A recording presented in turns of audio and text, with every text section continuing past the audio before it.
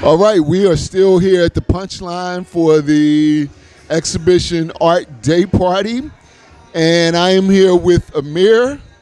Welcome to Atlantic City Focus and The Light. How are you today? Oh, I'm well. I'm excellent.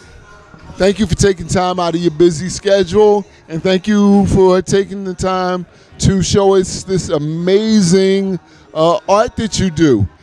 How would you describe your art style? My art style is very loose, very influential, very inspirational. I try to take everything that I see in the world and incorporate that into my color palette to inspire the youth and to everyone that sees my work. How long have you been painting? Literally since kindergarten. My substitute art teacher in kindergarten gave me a set of crayons and he said, I want you to do something with this. And ever since that moment, I felt something inside of me say you have to take it serious. Okay. All right. What would your advice be to a young artist who is just getting started on their journey? Never stop. Work through your frustration, and no matter what obstacles you face in the art world, as far as like your development, you're going to reach milestones, and you use those milestones as launch pads to reach your next milestone. Just never quit, no matter what, good, bad, or indifferent. Okay. All right. Where are you from? I'm from Philadelphia, West Philly, born and raised. So has being from West Philly influenced or impacted your art in any way? Yes, absolutely. I mean, from looking at the Anti-Graffiti Network, which is now Mural Arts Philadelphia, we're looking at their murals throughout history, throughout time, growing up in the hood, watching what transpired in the different environments. It made me want to be a catalyst for change in these environments, being as though I'm from those environments. Okay. I want to ask you two particular questions about your art.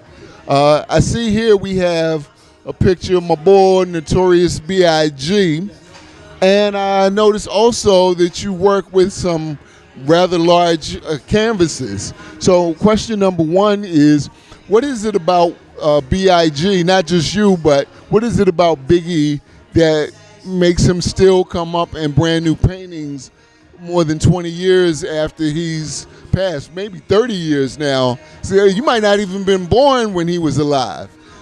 Yeah, so the thing about Biggie is that if you listen to his lyrics and you decipher them, you can hear certain things inside of them that you'll be like, oh wow, like a lot of the youth today, they get inspired by his lyrics even still today.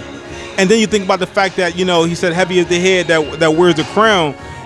During his reign, he was the king of hip hop at one point. And then it's like, wearing that crown, it's a lot that comes with it and a lot that transpires from that. So I just want to show the youth, like, hey, heavy is the head that wear the crown, but be wise with when you have that crown, what you do with it. Okay, cool. And what is it about working so large that inspires you? Like, what caused you to the larger canvases when some people prefer to work much smaller? Because scale is everything. Like, even as an entrepreneur, when you start a business, you hear someone say, oh, I'm scaling my business, which means you're making it larger.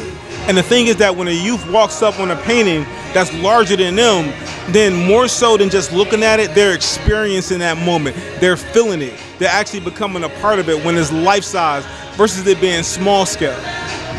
Okay.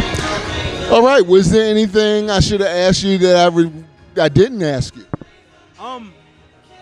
Well, I can't say necessarily anything that you should have asked me, but I can just say that every color, every bit of composition, every facial expression inside my work is intentional, and it creates moments. And the great William Kincher said that everything that an artist experiences is a part of their work. Even the way they walk, if they trip over a rock, that shows up in their work. So everything inside of my work is a part of my experience that I've been through over the years, and it's just representing itself and manifesting it through the colors, through the composition, through the palette I choose, through the mark making, or even through the language. Okay, well, that being the case, I wanted to ask you about this piece here with the young lady. It looks like she's getting a shot. Can you tell us about this particular piece, please? Yes, absolutely. So during COVID, we all had fear, uncertainty, and doubt. We all were nervous and scared of what was going on. And I said, how can I capture that? So I had a young lady, getting her COVID shot. And, she had the Trinity on there. For people who are into, religion, you have the Father, the Son, and the Holy Spirit, and each one of them are assuring her that she's going to be okay. That's the three hands you see, right? One is actually cleaning up the spot where she got it. One is assuring her back, and one is holding her left hand, let her know that she's going to be all right. And I wanted to capture that moment during COVID when we all had that fear, uncertainty, and doubt, and what it felt like, and I wanted to show it through this painting. That's wonderful. If you're just tuning in, you're listening to The Light, powered by Atlantic City Focus on 106.5 WPPM and also on 91.7 WLFR. Amir, how can people get in contact with you if they want to commission a piece or see more art?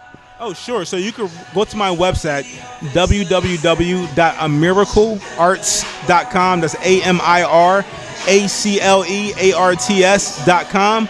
And you also go follow me on Instagram at Amiracle Artistry, AMIRACLEARTISTRY. Thank you so much for your time. I appreciate it. Thank you as well.